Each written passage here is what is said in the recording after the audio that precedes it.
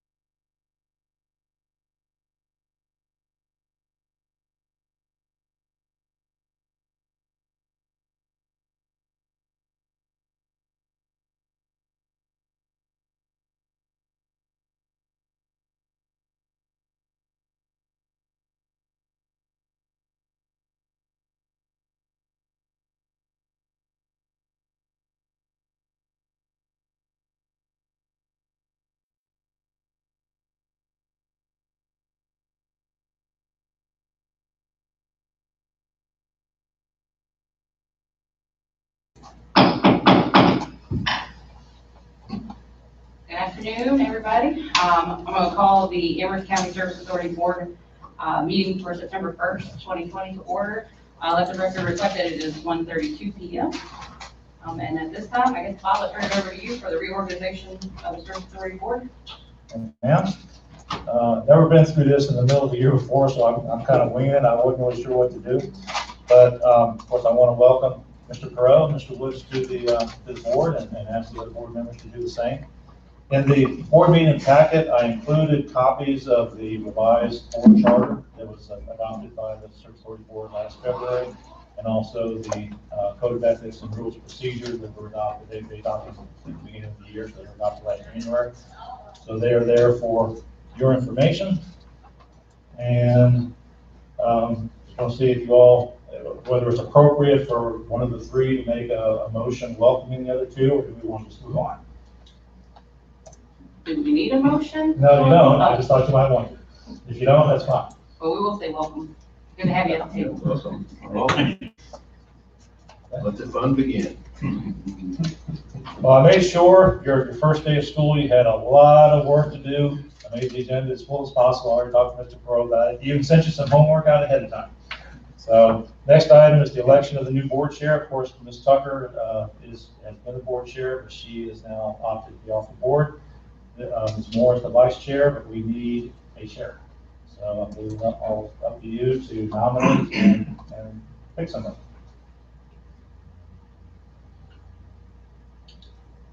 Madam Chair, did you want to open up the floor for nomination? Oh, I've never done this clearly. At this time, we will open the floor for nominations.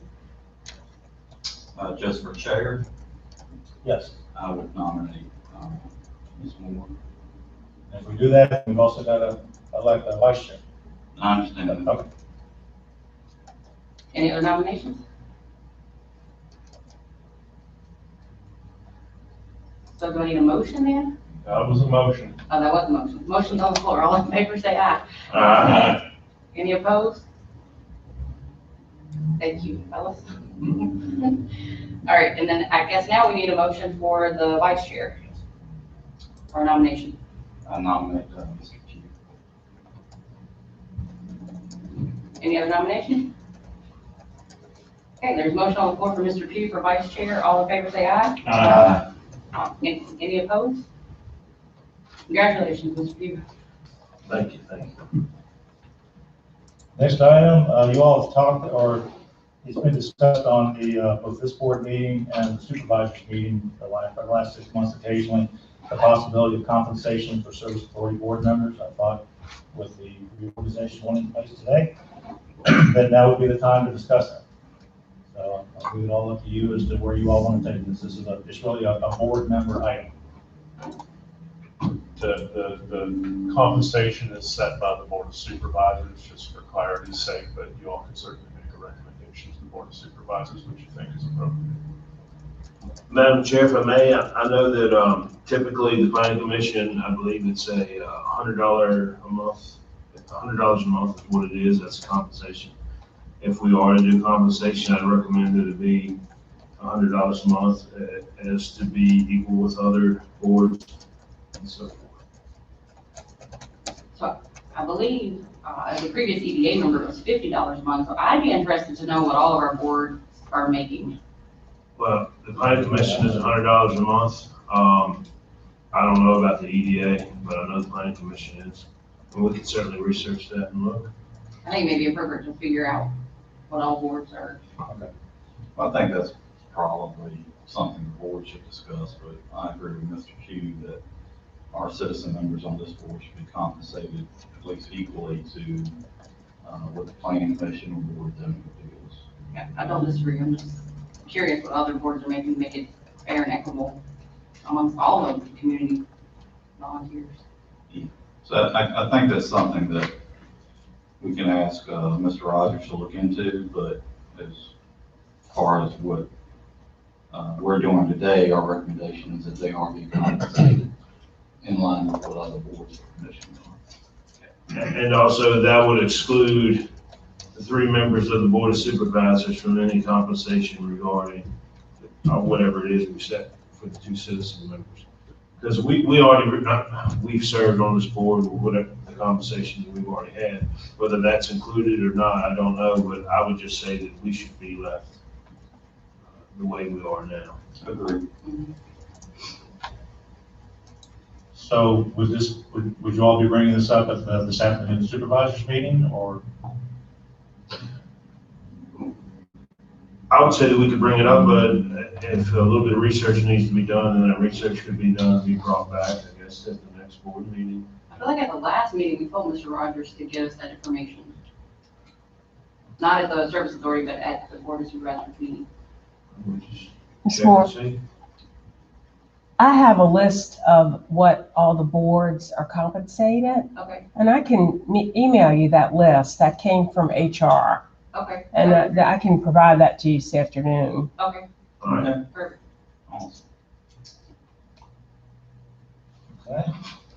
And the last item under section 2, we got an email from Mr. Rogers, the county administrator, last week, and he said that he couldn't remember which board it was. He thought it was Ms. Tucker who had mentioned it, but there was a discussion about the Service Authority Board being asked, or asking the county EDA and the Chamber of Commerce to each appoint a liaison to the Service Authority Board.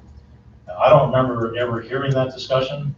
He said he thought it was Ms. Tucker, but he asked me to put it on this board meeting agenda, so I put it on here for your all's consideration. I don't know why we need, I mean, they can come to any board meeting they want to. I don't know what why they would need a special invitation to come. Madam Chair, if I may, I'll agree with you, Mr. Hopkins. I think that anyone from the EDA can come here and get the same information that we have, or the Chamber of Commerce, and come to this meeting and speak to us. we have if the citizens come, they're allowed to speak at any time, so I don't see the point of this moment of adding in.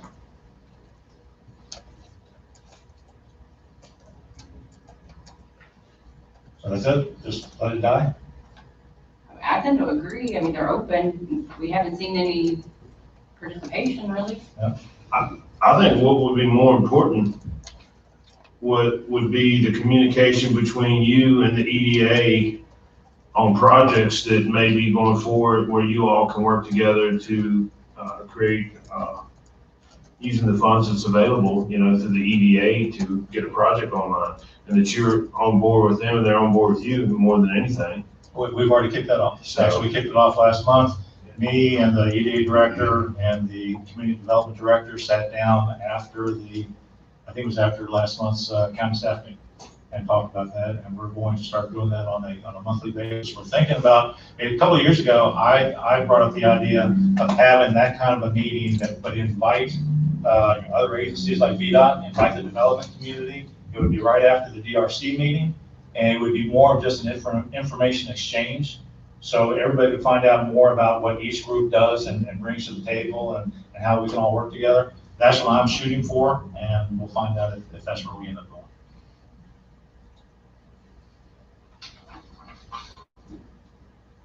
Anybody else have anything? I agree. I think it's really a matter of open communication between Mr. Hopkins and those agencies.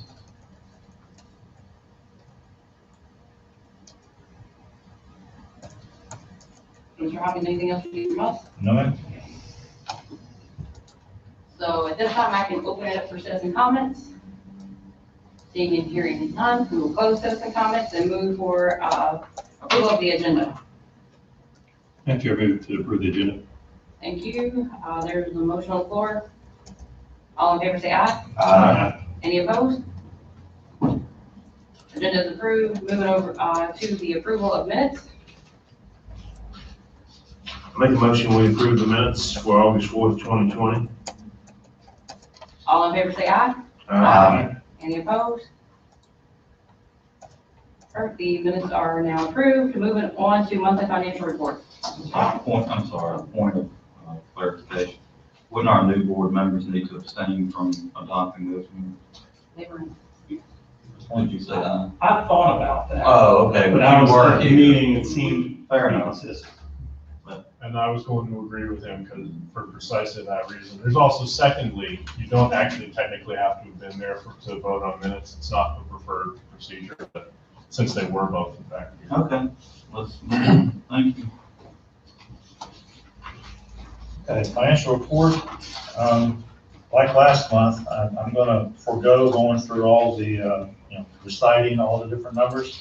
If you go to the first chart in your packet, I started this last month just to give you, you can actually read from left to right and see how we're doing. And if you look at the July report, the last one to the right, you can see we're continuing the sales recovery in both water and wastewater. We've actually got into the black in revenue and wastewater, but that's really kind of it's cheating a little bit because we got a big reimbursement from the state on the Old Town Mass Nice sewer project. So, but you can see we're improving, and if we keep going like this, by the end of the year, we're certainly going to be well into the black in everything.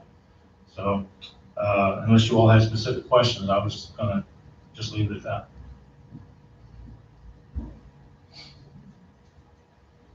Or any questions?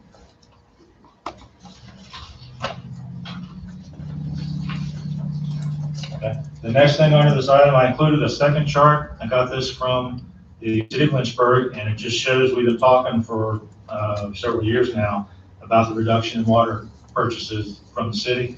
You can see that 2014 through 2016, there was just a modest reduction in those purchases, and I would attribute that to just the national trend of people using less public water.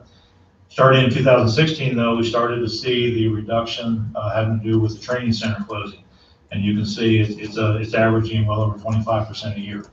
The training center is now all but closed. All the patients have been moved out. The only people working there, there's a staff of 12. that are doing closeout procedures. They were supposed to have been closed for their schedule on July 1st, but from my talking with their staff, that's been extended to at least the end of this year, and their director over there told me it's going to extend well into 2021. Not that they're going to be using a lot of water, but it's just taking them forever to do. There's a lot of stuff that's got to be done for closing procedures. With the utilities, the buildings, getting rid of furniture and equipment and everything else, and it's just taking forever. Now, one thing I did want to point out, and this is kind of an oddity, if you look at the last column, the fiscal year 2020, is that's only through June. So, I mean, if that continues through the end of the year, we're actually going to see more city water purchases this year than than last year and maybe even the year before. And I'm not real sure why that would be, unless it's got something to do with the closing procedures they're doing over there. Questions? I have a question, if that's all right. In reading the report, I got a little confused on the fiscal years because there seemed to be an FY19 -20 in the written report of this, and I was trying to reconcile that to this data. So I know that the authorities on a calendar fiscal year, correct? Right. You got this data from the city of Lynchburg, Right. correct? This is fiscal. This is July to June. So this would be the city's fiscal year. Yes, correct. The data is presented on the city's fiscal year. Yes, sir. Okay. So FY20 is information through June? Thank you. Yeah, you're right. You're right. That is, all right, so never mind that last thing I just added. You're absolutely correct. Thank you. All right. And then last question, so we're only using 10,000 gallons annually? Is that right, 10,000 gallons? It's 10,000, that's in 100 cubic feet. 10,000 Take that and cubic feet. multiply by All 7. right, so, okay. So 70,000 gallons, Right, 75,000. not much, and that is the mobile home park plus CBG. Plus what buildings are left open. Excellent. And there are about 5 buildings, all in Lower Rapidan, that are going to remain open after closing. At least that's what I'm hearing from the director. And then we still have to keep getting water down to the trailer park. So it's not like these water purchases are just going to suddenly terminate until we get our own infrastructure connected and be able to serve ourselves. And the last item under the fiscal report is just a preliminary report from the city regarding the annual reconciliation of the sewer contract. We should be getting about somewhere in the vicinity of a $30,000 credit, and we'll probably just apply it to next year's. So, and that's all I've got on the financial report, unless you all have any other questions.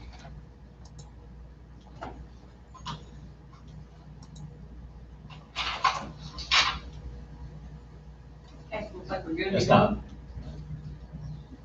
All right, next item is, every year Davenport does they come to present the annual cash pro forma, which is one of the steps, probably the main step leading into the adoption of rates and fees, and really kicks off the preparation of the budget for the following year. R.T. Taylor, you all know R.T. real well by now. He's been here several times. But he's here to give you an update of what we're talking about, and I think we're going to get some real good news this year. Thank you all for having me here this afternoon. I passed this out in booklet format just earlier, but as Bob said, we come up here each year after crunching the numbers and looking a little bit forward over the next several years, laying in some CIP. Check your mic.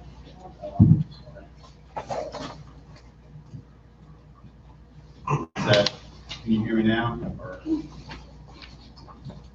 the light came on. Turn it up to your mouth more. Testing 1, 2, 3.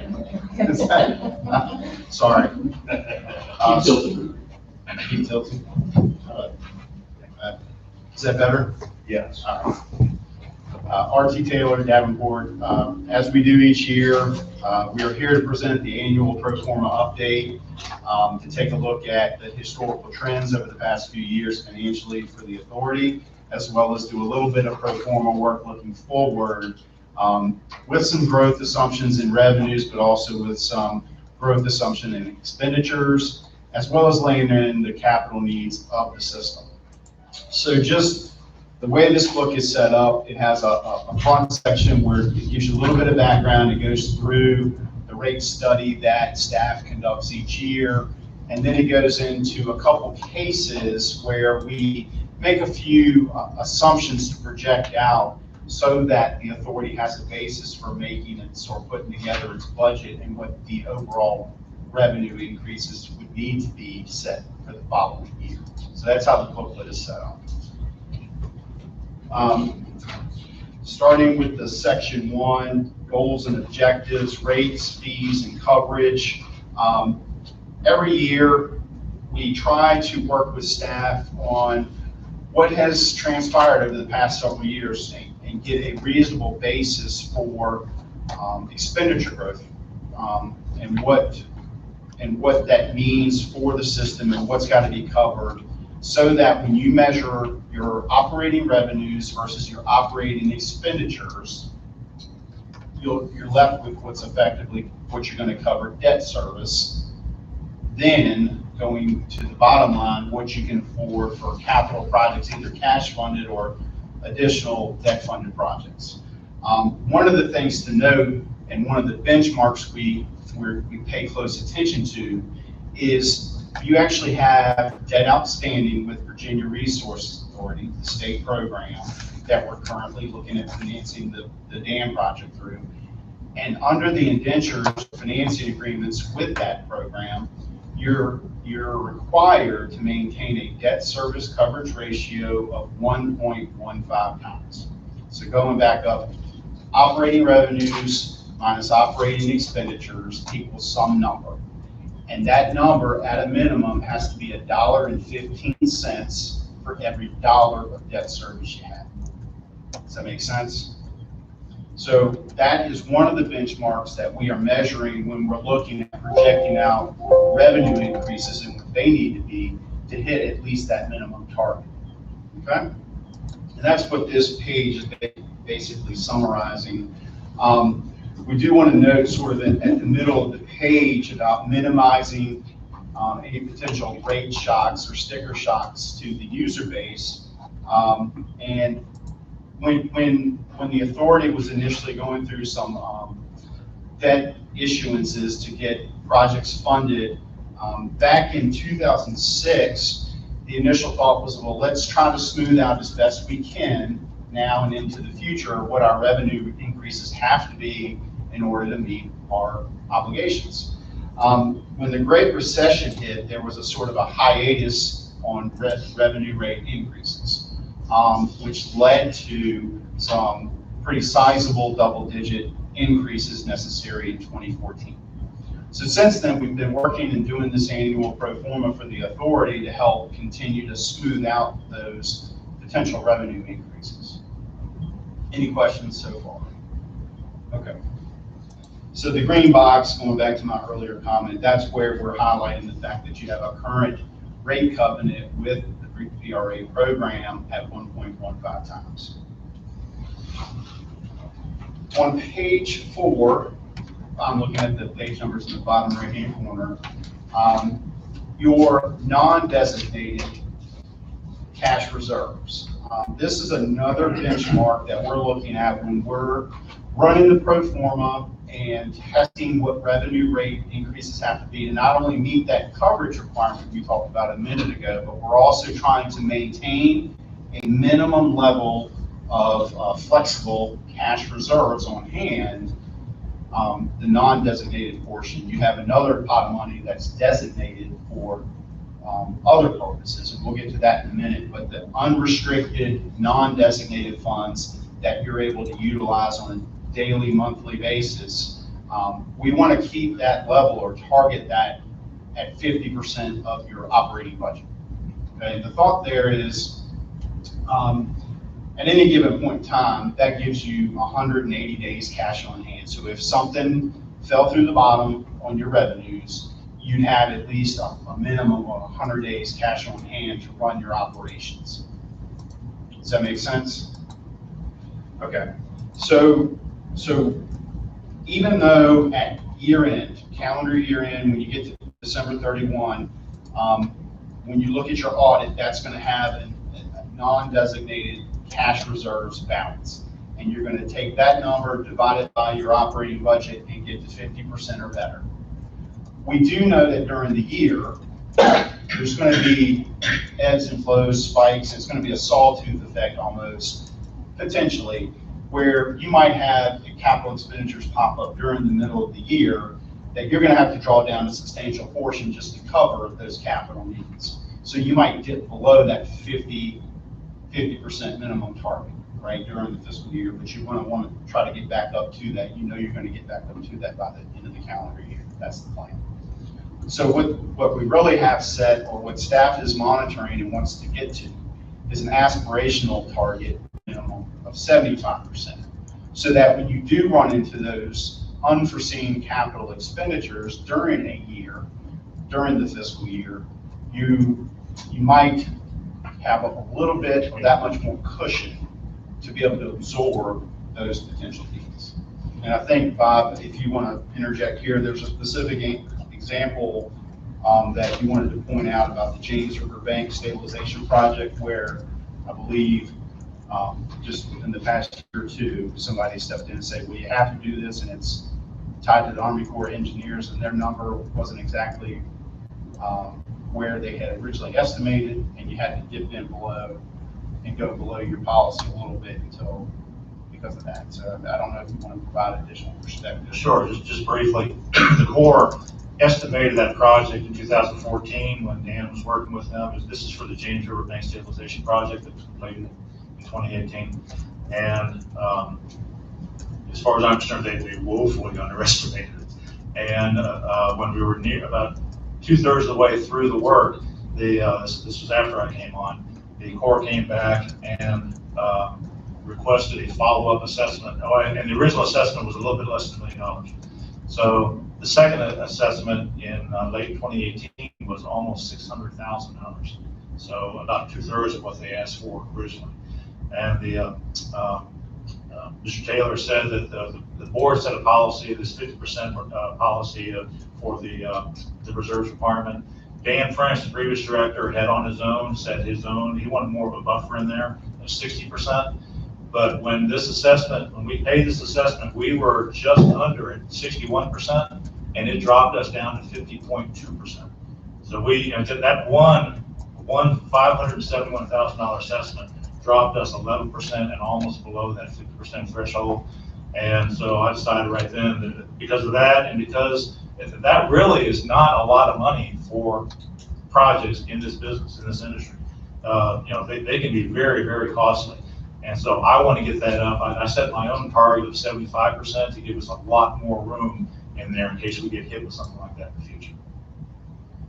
So again, the upshot to the policy and the targets that are set, that is all in an effort to maintain the ability to dip into our rainy day fund to cover those projects that we're hit with either they were completely unexpected or actual costs coming in over and above what was preliminarily estimated. And it's always a fine balance about what's enough, what's too much. And so what we've done, if you turn the page, and let me just qualify it too, with Amherst County Service Authority, while it's a sizable authority for the state of Virginia, based on certain metrics, it's fairly small compared to national peers and rural. So when you're looking at a more densely populated urban authority, their metrics may be quite different. And so what we try to do is say, okay, if we're going to go to the markets and try to get monies for our projects, we have to sort of qualify as credit worthy or get a credit rating that is investment grade. And so what we looked at is anywhere from B, AA3 up to AAA, what their medians are. And I apologize, the low to high shifted a little bit, I think, when they got PDFs. So let me just point you to the low end of the spectrum for investment grade would be the Baa3. The higher end, the AAA, the best rating you could get would be AAA. And you'll see that investment grade at 51% is the median. So there are some authorities nationwide that fall below 50% having those on hand, and they might be bigger authorities where they have the ability to make a rate change and pretty much recoup spending down $500,000 more than expected. And others are well above that 50% level. So that 51% is the median, and that's what the Amherst County Service Authority is really at that median right now. So at the investment grade range. And that, again, equates to about roughly 180 days cash on hand. So I'll pause there. I sort of said a lot on that one. Are there any questions specifically to reserves? Yeah, so exactly today, what would those dollar amounts be? Oh, today, you keep an internal spreadsheet or? Amounts for, These reserves we're talking about. right now, and I haven't checked it in a couple months, but the last time I checked it was between 55 and 60%. So we're up around 3.5 million, something like that. And that's just the non-designated portion, correct? Right, so you're, sorry, go ahead. Thank you. I thought you didn't finish your answer. That was it. So a AAA entity would have 2.5 years of cash on hand. Yeah, that's the median. That's the median. So Right. there's some above, So some may have some 5 below. years of cash on hand. Right. But that's significant. It just seems to me there may be a better way to utilize cash to keep like that. So, but if They might be embarking, this is a point in time, so these medians are as of this past month, let's say. If they're AAA, they might be, let's say they're in a densely populated urban area, and they might be embarking on a substantial revamp or upgrade of their capital infrastructure. So they may have been building those funds over time in anticipation of that, right? So, and that's sort of going to the point of your designated fund balance. Some of those monies that you have set aside as designated are set aside for things like sanitary sewer extensions, capital project grant matching funds there at the bottom of page 5. But that just provides additional safety margin too, that you've already got those earmarked for specific projects. Okay. Page 6, this is a little stale at this point, but it's still applicable. It's a little bit of background that staff provided with respect to how wastewater and water costs are projected to continue to rise over the next several years. Gives you a little bit of basis for how we're growing our assumptions in the pro forma, and you'll see a few of those assumptions here later.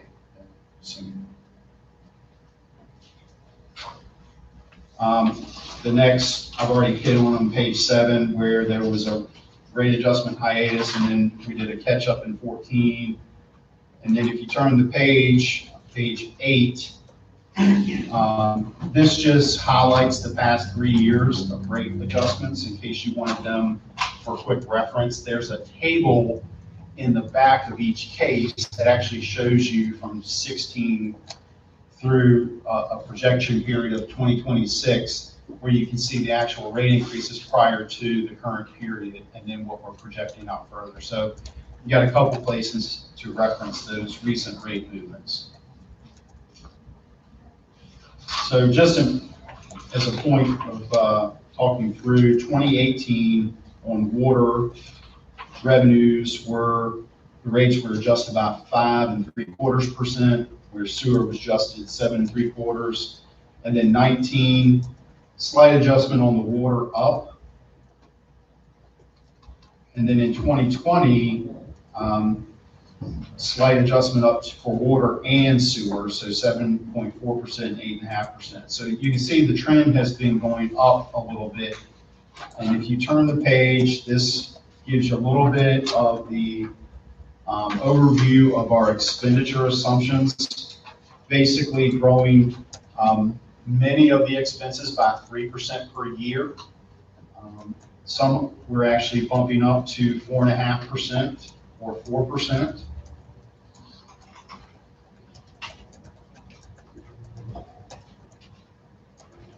And those are the base assumptions for doing our pro forma projections.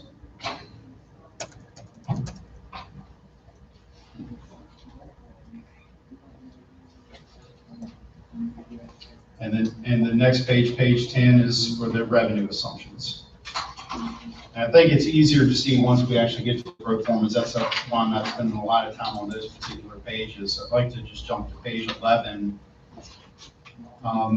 This is a chart that we coordinate with Bob on each year when, I think it's back to April 2nd meeting of this year, where he presents his benchmarking study, the benchmarking study for both water and sewer rates. So page 11 is specific to the water rates and fees. And I think the upshot to this page, unless you want to dig in a little bit further, is that the authority is almost right in the middle of everybody. So I would say that's a very favorable place to be from a competition standpoint. With respect to the two MSAs, the Bedford Regional Water Authority and the Campbell County Utility and Service Authority, you're in line, if not right between the rates and fees for those two. And then if you were to stack it up and compare to the other 15 peers, the authority would basically approximate the median of those at, so your median on the water bill, the monthly water bill up there in green on line 1, $47.76 a month, would be in line or right below the median of $50.18. You can see those medians at the bottom of the page. So I think, again, the upshot on this page is that the authority is right in the middle and competitive on its rates and fees. Similarly, if you turn to wastewater, again, right at the top of the page in the tan highlight, Amherst County Service Authority, the monthly water bill is $55.58. If you look down at the bottom of the page, the median of the other peer group is $58.59, so the authority is just below. And only slightly above the two MSA, the Bedford Regional Water Authority and Campbell County Utility Service Authority, right above the average. But it's, again, it's right in the middle of the two.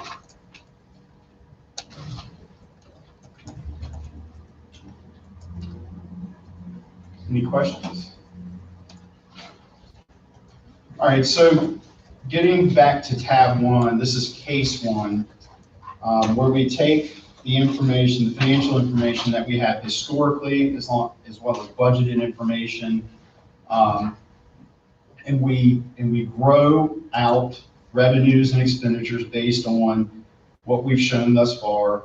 Revenues, this is where we'll make the adjustments to show overall revenues have to increase by X in order to hit those two targets we spoke about earlier. The debt service coverage ratio, we don't want to go below 1.15 times, and we don't want to dip below that 50% minimum non-designated reserves. So we have factored in the, it's a lease, right, Bob? We call it the lease, that $1 million for the Lynchburg wastewater treatment plant. It's your contribution that you have to make for their lease. For capital improvements. For capital improvements, and that equates to roughly $51,120. It's $1 million divided by 20 years at 0%.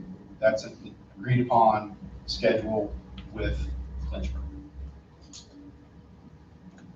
Then we've dropped in what we're currently going through VRA to get financing for is the dam project, roughly $4.7 million.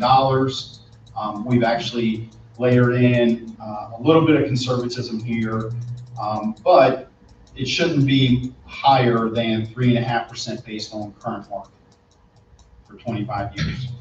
We do have a little bit of capitalized interest to get through and smooth out the first couple of years, and then principal picks up there.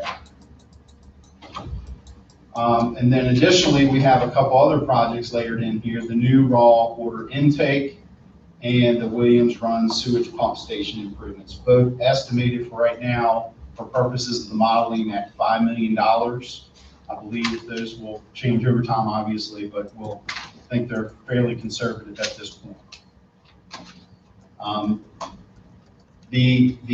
There is no change on the basic water fee. That's being held constant. And then what we've layered in here are 5.5% annual adjustments to the water rates and charges starting in calendar year 21, so next budget year, which is why we're presenting this now as a draft, so that between now and your next meeting, if there were any updated scenarios that needed to be run prior to determining what you want those rates to be, we would have time to run those for you and you could be able to present those. And then on the sewer side, we're still building up that $1 per year on the basic service fee, and then 6.5% annual rate adjustments to the sewer rates.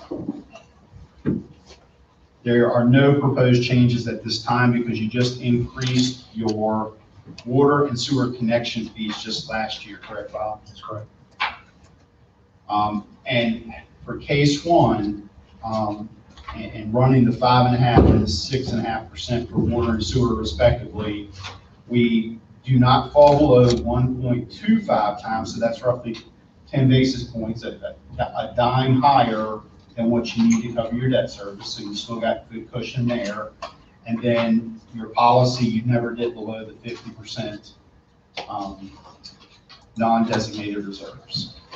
And that's just really the summation of the next several pages. Page 15 gives you a snapshot of what rates and fees have been the past several years from 16 through 20, and then what's being proposed potentially for 21 and beyond. Mr. Taylor? Yes. I may be jumping ahead of you, and I apologize. That's okay. But in my analysis, not analysis, in my review of the two cases, the only difference I could find while I looked at capital outlay, while I looked at fund balance at the end of the year, was basically the 10 cents on the debt service coverage. What did I miss?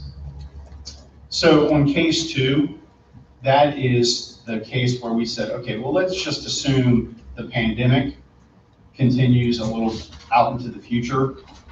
So let's flip to the tab 2. Like I said, I may have jumped ahead. No, you're fine. There is no difference in CIP. There is no difference really in any of the other data. It's just a consumption, you're having 10% less consumption of water and sewer. You got it. Exactly. Missed that. Okay. It's just a way to sort of haircut it, if you will, to say, you could get there any other way you wanted to. We just simply took the approach that. Yeah. I was concentrating on the CIP bullet points, and I thought it looked a little shifty. I should have read it. It's sort of a holistic way to be able to adjust revenues down as a starting point and say, what would we need if we took a hit to usage or some other portion of our revenues. So again, they're identical. You just assume 10%, as Mr. Pugh said, 10% less revenue, and then you adjust the rates up to keep everything else equal. That's right. You got it. Exactly. But it looks like you're maintaining 1.35 coverage. Yes. So again, you have to. It's a trial and error or iterative approach. So if for some reason we drive up, we drive down revenues, right? And we're still able to meet our coverage, but we fall below 50% on our non-designated reserves, then we have to bump up the revenues to keep the bucket filled up above 50%. So that was more of a tertiary result, not a goal. Correct. Yeah, that's right. It's again, it's an iterative process, so it's not going to be apples to apples between the two cases because you've got competing uses. That's a great question.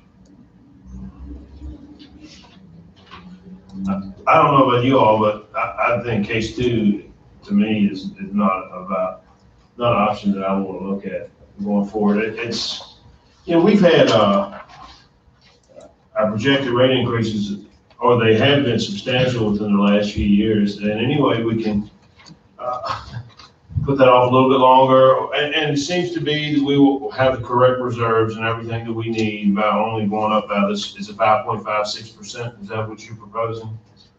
That's All right. He's had all the capital projects over the next several years included. We've been talking about expenditures and revenues, where we think they're gonna go. So I agree with you. I mean, I asked Taylor, RT to actually look at the possibility of the pandemic, if it were to hit, and he assumed 10%. But the case one is the one I'm really looking for, because for the first time in the last 4 years, I guess, we're seeing a reduction in the amount of annual increases in our rates. And it's something that we need to get back to. I mean, they've been unfortunately higher the last few years than I would have liked them to have been. But because of where we are and where we're headed over the next couple of years, that's where they had to be. We've got an opportunity here to drop back down for our customers, and that's where I would like to see us go.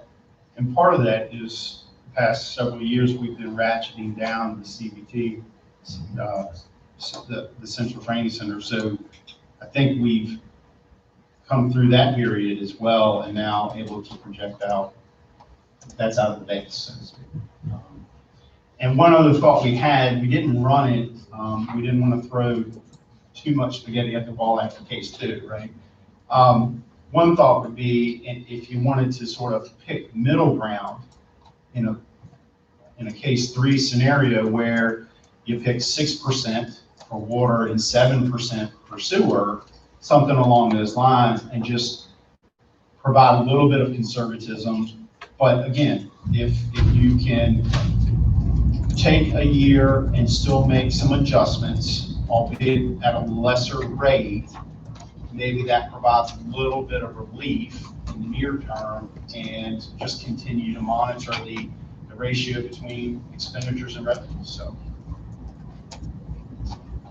but we're happy to update and clean it up in any way you want, and then send it back as final, or come back and present again, or it's up to you all. We're at your preference. I'm fine with case one. I'd like to, if that's what we need to do as far as our rate increases, I'd like to keep the rate increases at a minimum. I'm glad that you are not raising the fee, the monthly fee. I think, because regardless of how much how much water you use, you still have to pay that fee. So I'd like to see us stay with case one. And if possible, hopefully something takes off at the CBTC in the future, and that will help us even more. Possible. Well, I mean, we're going to keep looking at this. We do this every year. So every year we'll come back, Mr. Taylor will come back and give you an updated report.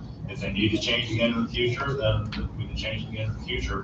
But as of right now, we're thinking that this is where we need to be. And that's our recommendation. I have a question. Can you help me understand the difference on page 11, where we talk about the water bill 5 kg per month, and that is $47.76 for Amherst County, versus case one, where it's the estimated preliminary results, and it says monthly residential cost based on 500 cubic feet. Yeah, and I think we've run into this question previously, Bob. I think it has to do with the units. One is being calculated on. The 1,000 gallons Yeah, I think versus. somebody else had the same question last year. Yeah, I think so. I believe it has to do with the units, but we can clarify that. Yeah, I think I remember that as well. Yeah. Got to fix that, sir. We need to make a footnote to clarify. I mean, we can show it, we might as well just make them reconcile, or should either footnote it or change the way it's referenced on the pro forma. But we'll sync back up on that. How about that? Yes, I'm interested in what it's going to look like for the customer. And so should I look at page 15?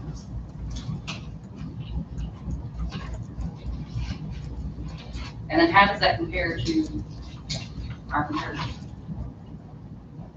Right, I think for comparative purposes, you want to be looking at page 11 and page 12. But based on our increases, if we went this route, then how do we compare? Does that make sense? I got you. I think we'll have to get back to you on that. I just want to make sure I'm not misspeaking and giving you bad information. If nothing else, you can look back at the previous 5 years in that chart on page 15. Yeah, but I can't compare those to Bedford or Campbell. That's true. That's okay. We'll follow up and give it. The only way you would be able to know if we do go ahead with case one is then you'd have to look at what the Regional Water Authority in Bedford and Campbell County is doing as well, because their rates could change as well. And that's one of the footnotes is I think many of them changed their rates because y'all are calendar year, and I think some of the other ones are fiscal years. There's a difference in timing when some of these others report their findings to Draper Aiden versus when they're going to implement their rate increases for the following year. And that's one of the footnotes. So by the time we get to y'all and present this information, it's a bit dated because other entities have already increased or are planning to increase in the near future their rates and fees. It's the timing of when Draper Aiden collects the data.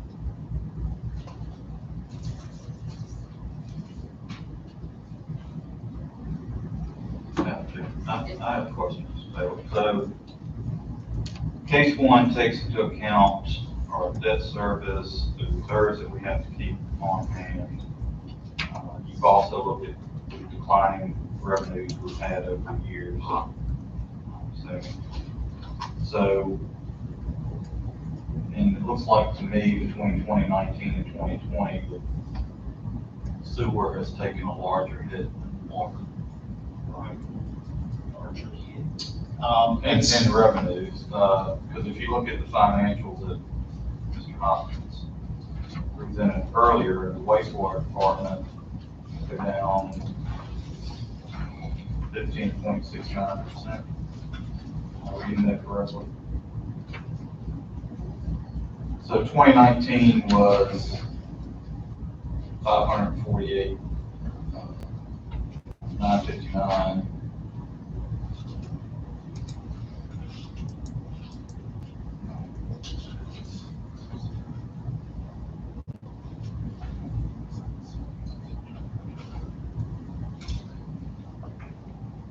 Okay, so you've taken that into account. That's baked into the numbers. Where I thought you were going, and I guess I should point out, is that your water revenues are proportionately higher than your sewer revenues. Yes. So it takes more on the sewer side, higher rate increases on the sewer side to make up the difference. Correct. So on page 14, there's no change to the water basic service charge and 5.56 annual adjustment to the water rates, the charges beginning in 2021. Right? Right. So in 2021, you have 7.4, so it's 5.56. So how did you get to the 7.4? That's right. That was what was implemented last year, and that's, I think, quite honestly, I think the matrix is pulling that incorrectly now that I'm looking at it. That should not, it should be lined up to 2020. It didn't shift up a year. I apologize. Okay.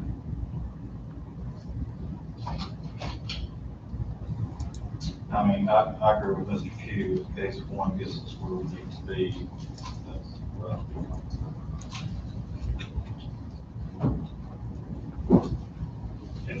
I'd just like to make a comment. I've talked to Mr. Hopkins about this before. I do have actually first we've got a question.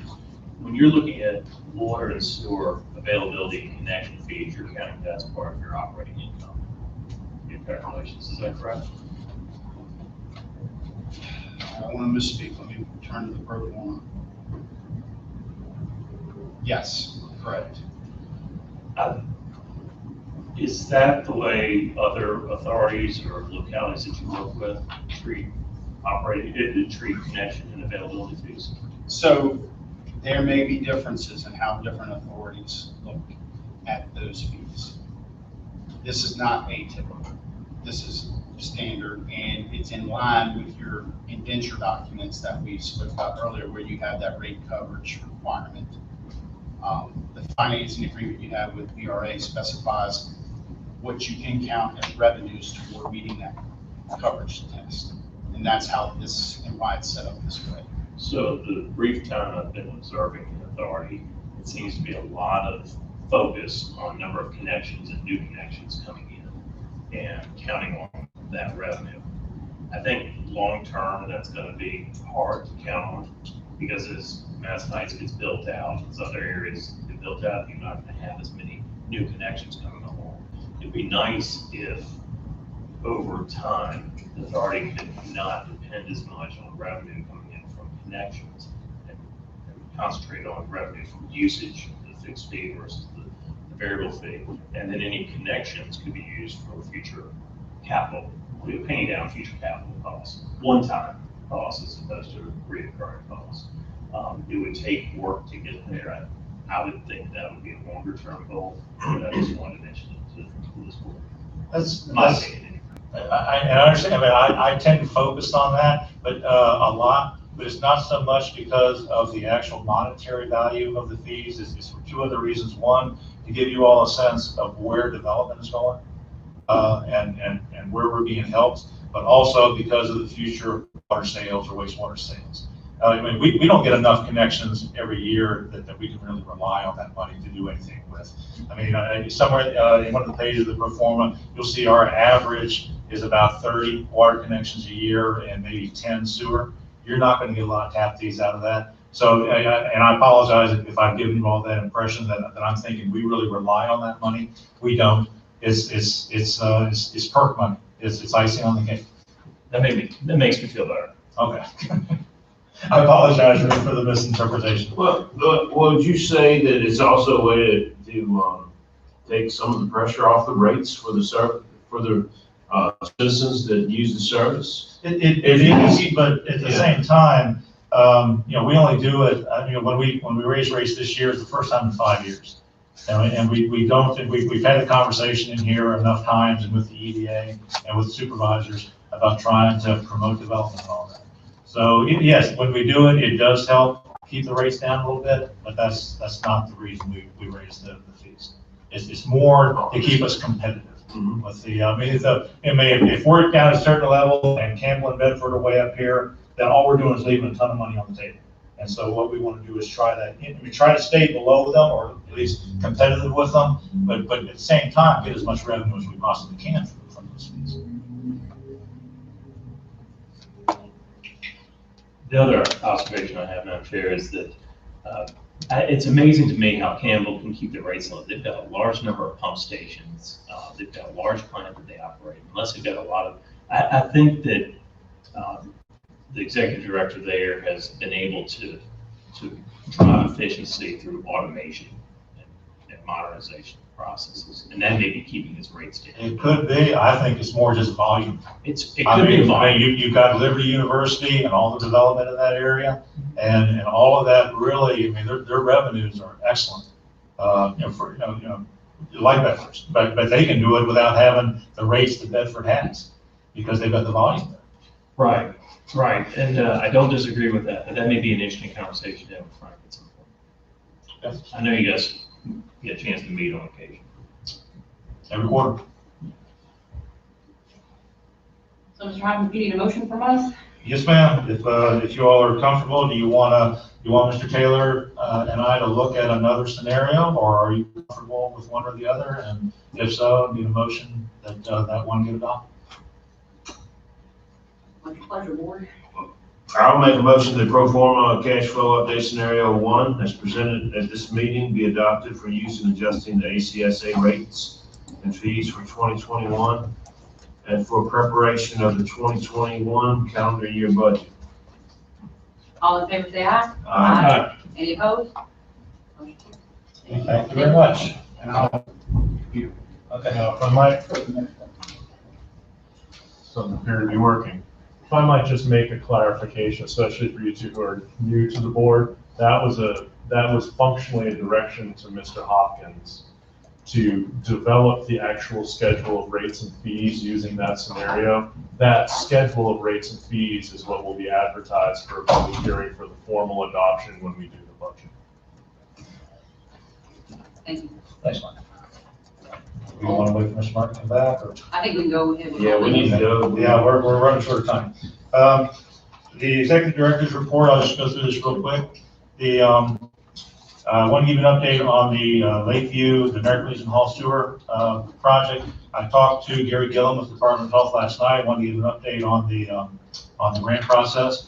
And he says he doesn't know when they might make a decision, but he said that our project looks really, really good, very promising. And he's actually expecting it to be granted, to be approved. He said there are very few. He was talking to the whatever agency or panel is reviewing them, and he said that one of the complaints they got is they got dozens and dozens of applications, but none of them were construction ready projects. Ours is construction ready, so we should be up to the top of the list.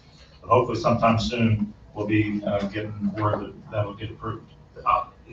That was the what now? The Lakeview Sewer project is Okay. the construction ready project, sewer extension to get rid of that pump station, that private pump station system on Delwood Drive Okay. that keeps overflowing, and nobody wants to fix it. Yeah, well, I would just like to, there's a new cash garage going in up the hill from there, right? Yes. Okay, that came before the planning commission, and somebody was saying that, well, where's sewer? How far is sewer from that location? Could it be connected onto that?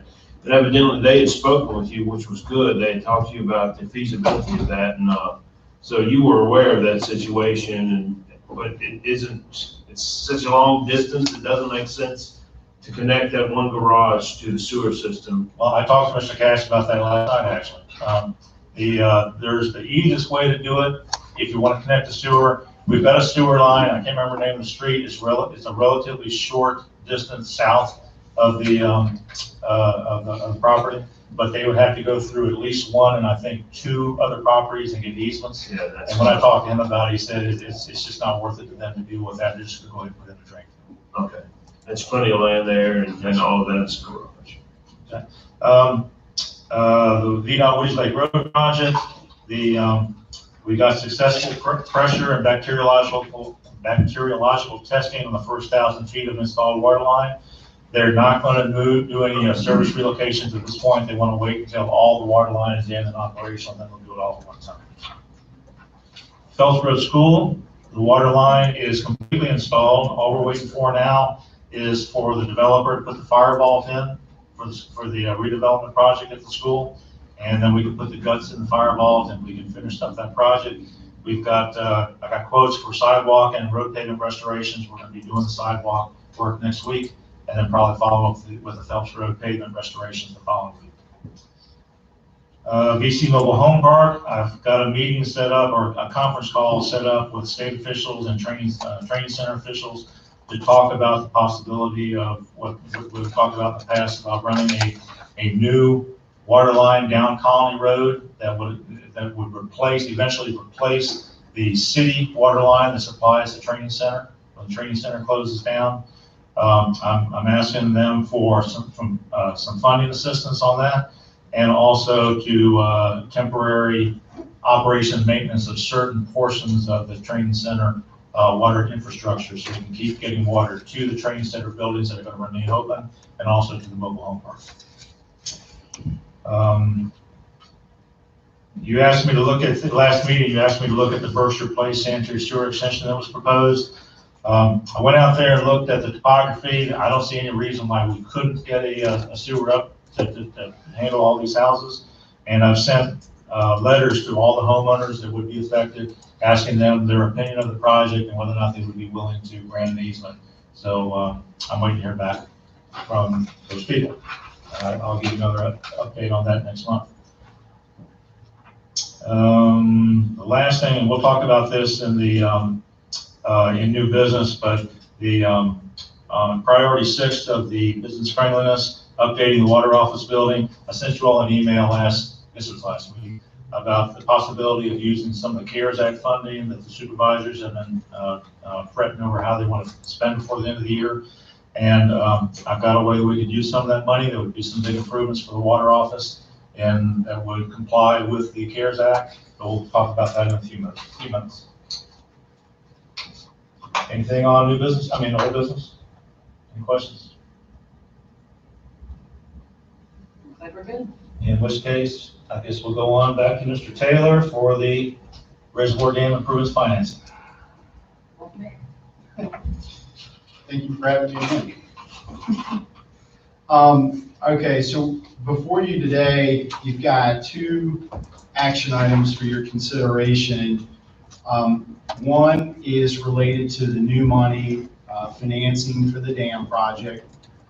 You'll notice that the not to exceed par amount is $6.5 million. And by no means would you borrow up to $6.5 million if you didn't need it. We're only trying to fund $4.7 million in projects by way or by function of the way the bond markets work. Slightly different than if you go to the bank and ask for a loan. If you need $100,000 for your house, then you borrow $100,000.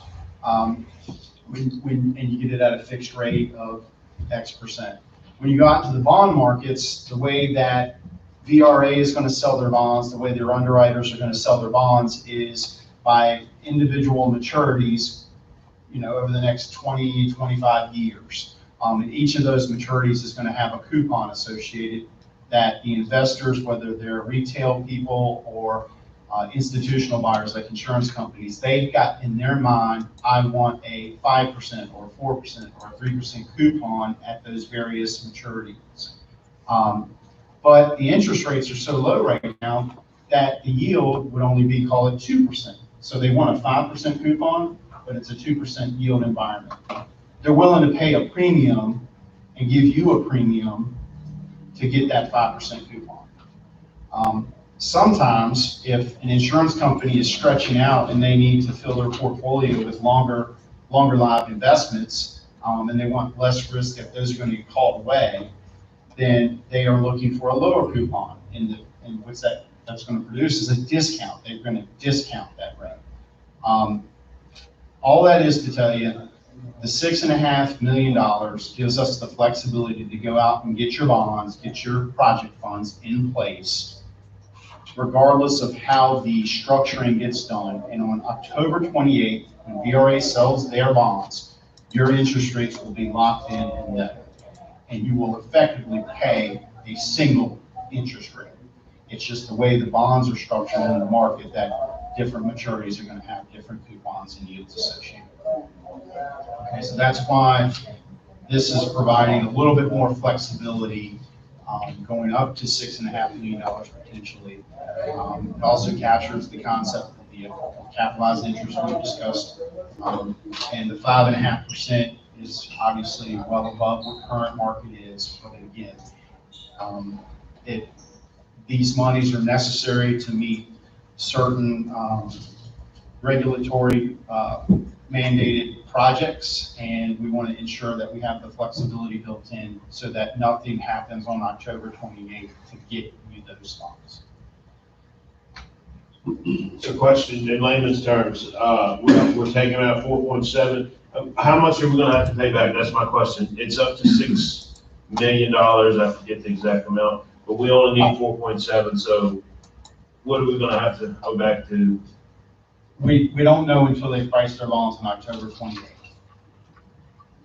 We won't know the exact principal amount until they sell their bonds in the market. Okay, so but we don't. So how does that play out? If we only need 4.7, right? Well, that's your project fund. Okay. And then you need to cover cost of issuance. Mm-hmm. And then you also have to factor in, you're going to borrow the capital that you're going to capitalize or borrow the interest during construction. Does that make sense? Mm-hmm. So that all factors in. So let's say you need $5.2 million all total. Okay. You would only issue bonds to fund that $5.2 million. I got you. That's cool. Okay. Any other questions? And I believe you need a motion from us as well, right? That's on the, Mike, just, you want to take this one at a time, or how do you want to? I would much prefer that you take this one at a time and vote individually on the new money resolution and then on the refunding resolution. The support resolutions are gonna come up during the board of supervisors meetings, and either RT or I or both will explain those in detail when we get there. Doesn't the board also, this board also signs a support agreement? Should they not? Okay, sorry. So what I just went through is the resolution parameters essentially for your new money borrowing. And that's where I think we need to hit pause and ask for your consideration. So is that 2020-A-004R, 2020-A-005R? I'm looking at what is 4R, right, Mike? 2020-A-004R. And I apologize, it actually is, that the service authority is one of the beneficiaries of the support agreement, so they do need to sign. They're not, oddly enough, they're not actually particularly important participants, because VRA is the one that would come after us, but. But that's the right one. It is. 4R is the new money resolution that they have to consider. Yeah, and but they will have to look, I'd like a vote on each one of these different agreements separately. Just, one quick question. So what we just talked about, the performance and the rates and all that, did you kind of figure in this debt service? Yes, sir. Okay. Madam Chair, correct me if I'm wrong here. I make a motion that the ACSA Board adopt resolutions 2020-A-004R. Approve the support agreement for the resolution. Authorize the board chair to sign all four documents and respectfully request the county supervisors to also execute the support agreements. Mr. Lofty, does that cover the, I think he wants them split. Yeah, I would like a separate Each motion. one of those to be split. Okay, so not the resolutions themselves. Okay. Yeah, All right. it just makes it cleaner and it will make Mr. Jacobson, the bond counsel, feel much happier in the bottom of his heart. I will revise my motion if that's right, Madam Chair. Move that the ACSA Board adopt resolution 2020-A-004R. all in favor, say aye. Aye. Any opposed? Motion carries. Now you need are you gonna? You're going to do the support agreement for that piece first, and then I'll go into the refunding. All right, so we got to do the support agreement, I think.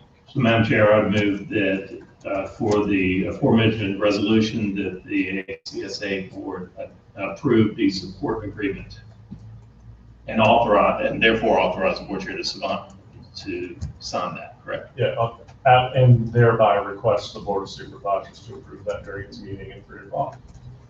Okay, all in favor, say aye. Aye. Any opposed? Okay, motion carries on that one. All right, so on 2020-A-0005R, that's related to the refunding component we have here.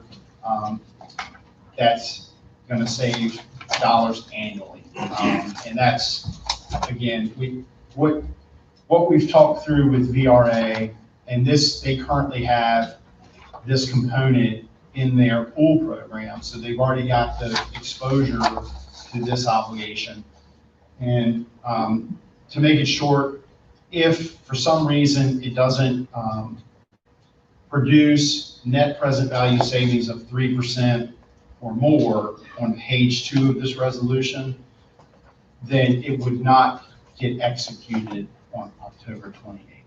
And that's the upshot. If it makes sense to save money, great. If not, we'd move forward without it. So we would inform you that the bond issue did not carry through and the resolution didn't happen. Any questions? Is there a motion? I think I got it this time. I make a motion that the ACSA Board adopt resolution 2020-A-005-R. All in favor, say aye. Aye. Any opposed? Motion carries. And do we need another motion about signing the agreement? Madam Chair, I move that the ACSA board adopt this core agreement for the aforementioned resolution, authorize the board chair to sign all necessary documents, and respectfully request the county supervisor to also execute this order. All in favor, say aye. Aye. Any opposed? Motion carries. Thank y'all. See you again, shortly. Thank you very much. Moving on to B, appropriations. Yes, I got 2 appropriations. We've talked in the past several months about the VDOT Woody Lake Road project. VDOT is reimbursed. We're spending the money to relocate all our public water and sewer utilities along that road for their road improvements project. They are reimbursing us for all that work. And we submitted 2 reimbursement requests to VDOT and gotten both of them back. You've got them all in all 4 documents in your packet. So I'm just looking for a appropriation, put them into the budget because we've been paying for these things out of our budget.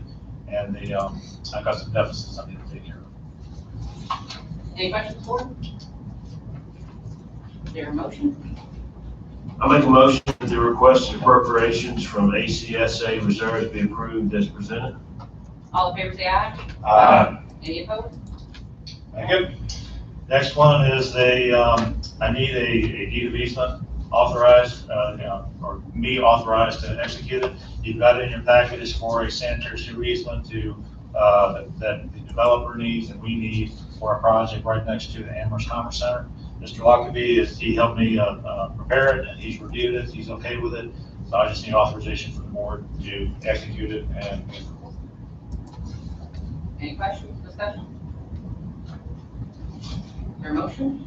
Madam Chair, I make a motion that the Amherst County Service Authority Board authorize execution of reporting the Amherst County Service Authority Executive Director of the attached sanitary sewer DOT. All in favor, say aye. Aye. Any opposed? Thank you. Next item is COVID-19 updates. There's Mr. Lockerbie and I were talking about this just before the meeting started. The Virginia Poverty Law Center they're putting together a bill to go before the General Assembly regarding an emergency debt repayment plan that all utilities would have to enact and offer it to their customers whenever the emergency the governor's emergency is released, and for people to be able to pay off the debts that they haven't been able to pay their water and sewer bills. And what they're asking for is that right now is the bill these payment plans would extend out over 24 months, and the repayment on the bill amount would be the greater of either $45.50 a month or 4% of the total household income. There's been a lot of not pushback, but comment back to through various organizations that we belong to, the Virginia Association of Municipal Wastewater Association authorities, and other similar groups. So they're working on that to get that thing toned down a little bit, to make it a little bit more palatable to utilities. We already have a repayment plans, and we really haven't been hit hard by the pandemic, so it's really not a big impact to us. The main reason I want to bring this up is that I want to know, get some feedback from you all as to when you might want to resume cutoffs. I think as of today, we could, if I remember correctly. And Based upon the policy that we adopted, the State Corporation Commission has continued the moratorium on cutoffs, I believe, for State Corporation Commission regulated utilities, but we are not among those regulated utilities. as of right now, Bedford is not planning on resuming until October 1st. Campbell is actually starting today. The city is not resuming until October 1st. So I just want to know what your all's pleasure is. How many customers would be affected? Not very many. I don't have an actual count, but there might be 30 or 40. It's not, like I said, it's not really a big impact on us. I would rather wait until October unless you all think otherwise. Mr. Hawkins? Rita? I was just saying, I agree with Mr. Hopkins. Is there any communication going out to these customers? To They say, contacted us, yes. That's how it gets set up. They contact us and let us know that they're having problems, and we put them on list. I guess I'm asking going forward to say, hey, we're going to be resuming cutoffs, you're expected to do X. Is there going to be some form of communication to these customers? We can do that. I mean, I did that in the second public service announcement back in, I think it was April, but you're right, probably a follow-up would be a get that done. Did you need a date from us? No, I think I just heard a consensus. Well, I think Mr. Barrow. Not directly on this one. October 1st. Okay. Mr. Alex, I would say, on that bill that's coming through, it's, as of Friday, it's stalled in the House, and the Senate version's been moved forward, but it's been modified to, take utilities out, or excuse me, municipalities out of the language. Okay. So that's as of Friday. Did they shorten the 24 months to 12 months? I know they were looking at doing that. I do not know that. I didn't have a chance to put this in the agenda because I just got it. This is for the CARES Act funding that I'm looking for, making a request for the water office work.